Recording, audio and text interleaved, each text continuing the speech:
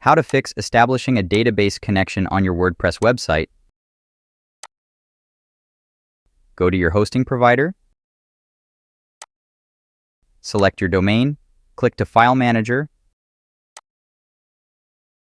Open public HTML. wp-config, PHP. Right-click and edit. Find site database name. If you have many domains, copy database name.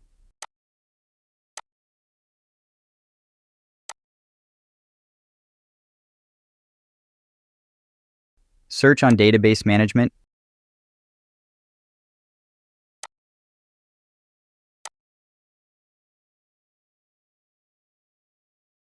Change database password. Type new password or copy auto-generated password. Click to update. Database password successfully changed. Now go to wp-config PHP. Paste new password.